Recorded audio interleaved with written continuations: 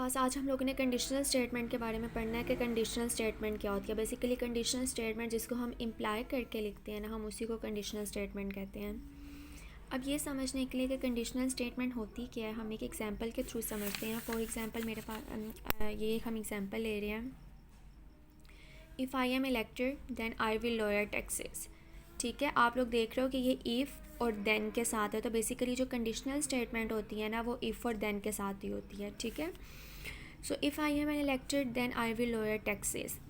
अगर तो अब इसकी ट्रुथ टेबल से इसको समझते हैं कि अगर तो मैं इलेक्ट होती हूँ, ठीक है, तो तब क्या, और मैं अगर लोअर टैक्स करती हूँ तो इस केस में जो मेरे पास इसकी ट्रुथ वैल्यू आती है वो ट्रू होती है।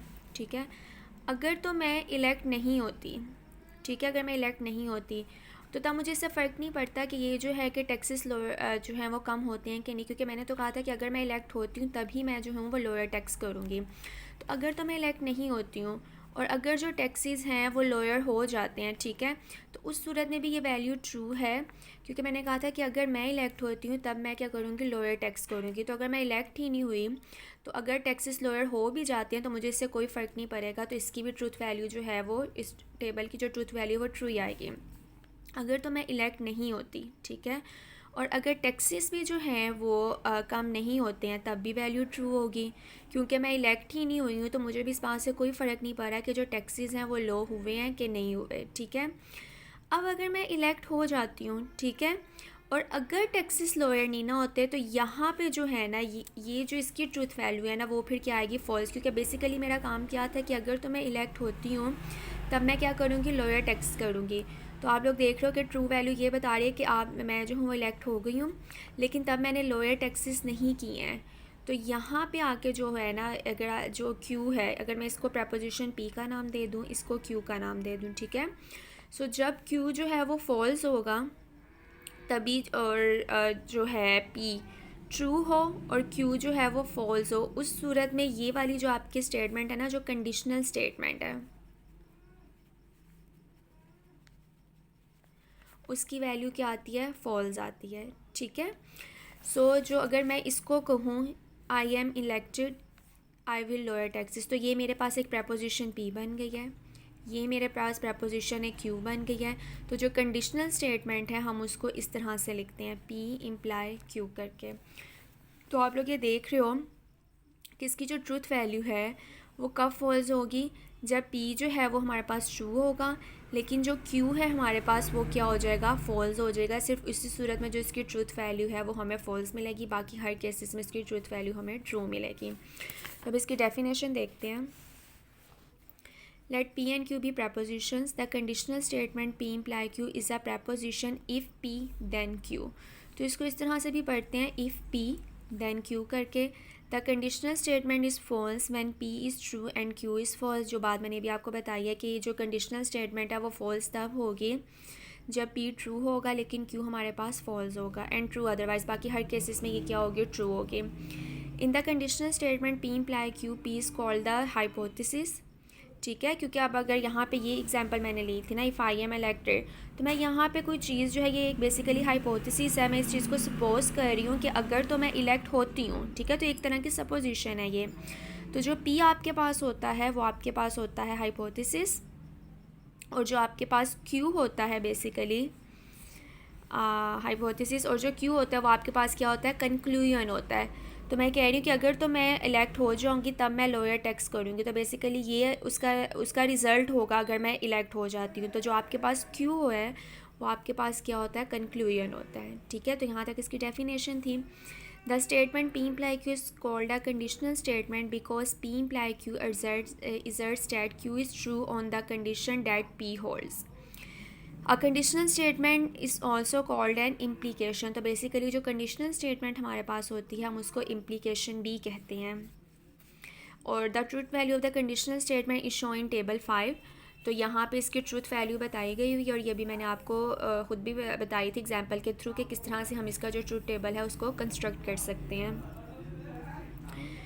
You will encounter most if not all of the following ways to express this conditional statement. अब इस conditional statement को express करने के काफ़ी सारे methods हैं, जैसे if P then Q, if P Q, P is sufficient for Q, Q if P, Q when P, इन तमाम ये जो यहाँ पे इसकी टर्मिनोलॉजीज़ दी हुई हैं, इन तमाम यानी कि सिंबल्स वगैरह को या टर्मिनोलॉजीज़ यूज़ करके हम जो है कंडीशनल स्टेटमेंट को डिनोट कर सकते हैं। अब आगे यही एग्जांपल मैंने आपको बता दिया कि if I am elected that I will lose is tax, I will lower tax, कि मैं जो टैक्सीज़ हैं उसको लोअर कर दूँगी। नेक्स्ट हमारे पास एक और एग्जांपल है, if you get 100% on the final then you will get an A. अब ये भी देखिए कंडीशनल स्टेटमेंट है, इफ़ और देन के साथ है ये कि अगर तो आज जो तुम्हें 100% तुम फाइनल में सिक्योर करते हो, स्कोर बनाते हो, तो तुम्हें ए ग्रेड मिलेगा। सो इसको थोड़ा सा हम पढ़ते हैं कि बेसिकली स्टेटमेंट में बताया क्या है। If you manage to get 100% on a final then you would accept to receive an A. If you do not get 100%, you may or may not receive an A depending on the other factors. However, if you do get 100% but the professor don't give you an A, you will feel cheated. So basically यहाँ पे यही वो बता रहे हैं कि अगर तो आप जो हो वो 100% सिक्योर करते हो, ठीक है, 100% आपको जो है वो जो आपका पेपर है उसमें आप 100% मार्क्स लेके आते हो, तो तब आपको ए ग्रेड भी मिल जाता है, ठीक है। तो जो कंडीशनल स्टेटमेंट है आपके पास वो ट्रू हो जाएगी। अगर तो आप 100% उस पर करते हो, ठीक है, और जो है अगर तो आप उस पर 100% जो है वो नहीं करते हो, ठीक है, तो आपको इससे कोई फ़र्क नहीं पड़ता कि आपको ए ग्रेड मिलेगा कि नहीं मिलेगा, ठीक है ना। तो जब आपने अपना 100% उस पर किया ही नहीं है तो आपको पता है कि आपको ए ग्रेड मिलेगा भी नहीं, तो ये कंडीशन भी आपके पास क्या हो जाएगी, ट्रू हो जाएगी। अगर आप 100% नहीं करते हो तो ऑब्वियसली आपको जो है वो ए ग्रेड नहीं मिलता, ठीक है, तब भी ये जो स्टेटमेंट है आपके पास वो क्या हो जाएगी, ट्रू हो जाएगी। लेकिन अगर तो आप 100% लेके आते हो और उस सूरत में जो है आपको ए ग्रेड नहीं मिलता है ना, तो वहाँ पे जो बेसिकली ये जो आपकी पूरी जो आपके पास स्टेटमेंट है वो आपके पास क्या हो जाएगी, फॉल्स हो जाएगी। क्योंकि ये श्योरिटी है कि जब आपका 100% होता है तब आपको जो है ए ग्रेड मिलता ही मिलता है, ठीक है। तो बेसिकली यहाँ से इसी एग्जांपल के थ्रू उसने थोड़ी सी कंडीशनल स्टेटमेंट को एक्सप्लेन किया है। आगे हमारे पास है of the various way to express the conditional statement p imply Q, the two that seem to cause the more confusion are p only if q. अच्छा जी, एक तो मैंने आपको पीछे भी बताया है, पी ओनली इफ़ क्यू से भी आप कर सकते हो, क्यू अनलेस निगेशन पी से भी आप कर सकते हो इसको denote. To remember that p only if q express the same thing as if p then q. तो बेसिकली क्यू ओनली इफ़ बिल्कुल वही आपको ट्रूथ वैल्यूज़ देती है जो इफ़ पी दैन क्यू देती है, लेकिन आप इसको क्यू ओनली इफ़ पी करके नहीं लिख सकते। नीचे सारा यही बताया हुआ है कि ये पी ओनली इफ़ क्यू करके लिखा जा सकता है। अगर आप इसको क्यू ओनली इफ़ पी करके लिखोगे तो आपके पास जो स्टेटमेंट है, जो ट्रूथ वैल्यू है वो इफ़ पी दैन क्यू से चेंज आएगी, ठीक है। इसी तरह हमारे पास दूसरी थी क्यू अनलेस निगेशन पी, तो आप इसको निगेशन पी अनलेस क्यू करके नहीं लिख सकते, क्योंकि क्यू अनलेस निगेशन पी का मतलब है इफ़ पी देन क्यू। लेकिन अगर आप निगेशन पी अनलेस क्यू करके लिखोगे तो इसका मतलब और इफ़ पी देन क्यू का मतलब जो है वो सेम नहीं होगा। अब यहाँ पे एग्जाम्पल नंबर 7 में उसने कहा है let p be the statement Maria learn discrete mathematics and q the statement Maria will find a good job, express the statement as a statement in English. अच्छा जी, अब देखें इसको किस तरह से लिखा हुआ है। अगर मैं इफ़ और देन की कंडीशन में लिखती हूँ तो कैसे लिखूँगी। अगर ये वाली मेरे पास प्रपोजिशन पी है जो उसने बताया हुआ और ये क्यू है, तो if Maria learn discrete mathematics then she will get a good job, तो ये इफ़ पी देन क्यू की फॉर्म में लिखी गई। अब आगे क्या, Maria will find a good job when she learn discrete mathematics, ठीक है। तो ये वाली जो है ये कंडीशन उसने अगर यहाँ पे अगर आप देखें तो ये वाली यूज़ की है क्यू व्हेन पी, ठीक है, ये वाली यूज़ करके उसने यहाँ पे कंडीशनल स्टेटमेंट को बताया हुआ है कि Maria will find a good job when she learn discrete mathematics. For Maria to get a good job it is sufficient for her to learn a discrete mathematics. So यहाँ पे ये जो इसने कंडीशन बताई हुई है वो बेसिकली ये वाली है, a sufficient condition for Q is P, कि क्यू के लिए जो सफिशेंट कंडीशन फॉर के जो पी है वो क्यू के लिए क्या है, सफिशेंट कंडीशन है। तो यहाँ पे उसने इसी तरह किया हुआ है कि for Maria to get a good job it is sufficient for her to learn discrete mathematics and Maria will find a good job unless she does not learn discrete mathematics. So ये वाली जो है ये Q unless negation P है, जो भी हम लोगों ने एक्सप्लेन भी किया। तो बेसिकली पी इम्प्लाई क्यू को जो आपके पास एक्सप्लेन करने की ये सारी टर्मिनोलॉजीज़ भी हैं, आप इन सारी टर्मिनोलॉजी से भी पी इम्प्लाई क्यू को जो है वो एक्सप्लेन कर सकते हो। अच्छा जी, अब आगे हमारे पास एक और एग्जांपल है, if it is sunny then we will go to beach. ठीक है, ये भी एक एग्जांपल है। अब इसको उन्होंने कितने तरीक़ों से किया हुआ है वो हम देख लेते हैं।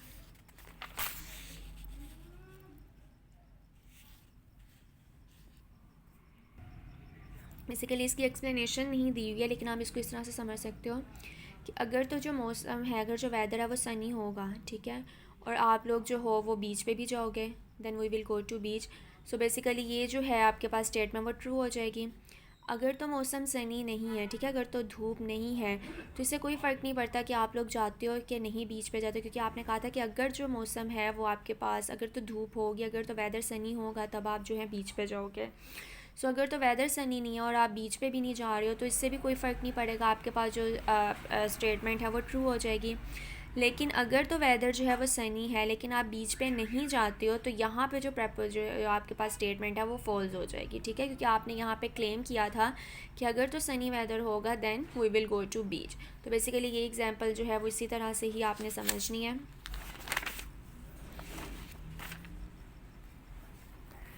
नेक्स्ट हमारे पास है कुछ डेफिनेशंस हैं, कन्वर्स, कंट्रापोजिटिव और इन्वर्स। तो ये इंपॉर्टेंट डेफिनेशंस हैं। तो अब हम देखते हैं कि कन्वर्स क्या है। हम लोगों ने जो प्रपोजिशन, हम लोगों ने जो इम्प्लीकेशन का पढ़ा था वो हमने पढ़ा था पी इम्प्लाई क्यू। ठीक है, तो अगर हम इसको क्यू इम्प्लाई पी कर दें, ठीक है, तो ये इसका बन जाएगा कन्वर्स। ठीक है, सो अगर पी इम्प्लाई क्यू हमारे पास कंडीशनल स्टेटमेंट और हम क्यू इम्प्लाई पी कर दें, तो क्यू इम्प्लाई पी जो है वो इसका क्या हो जाएगा, कन्वर्स हो जाएगा। इसके अलावा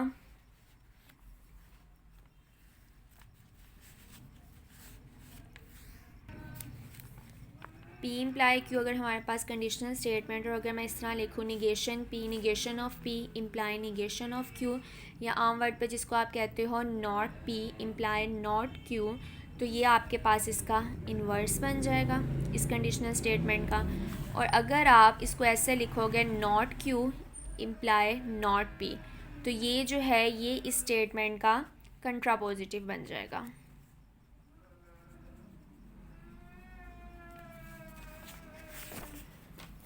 तो यहाँ पे इसकी जो है डेफिनेशंस देख लेते हैं। The proposition Q imply P is called the converse of P imply Q. The contrapositive of P imply Q is a proposition not P imply not Q imply not P. The proposition not P imply not Q is called inverse of P imply Q. तो ये 3 definitions थी। अब इसको example के through समझते हैं।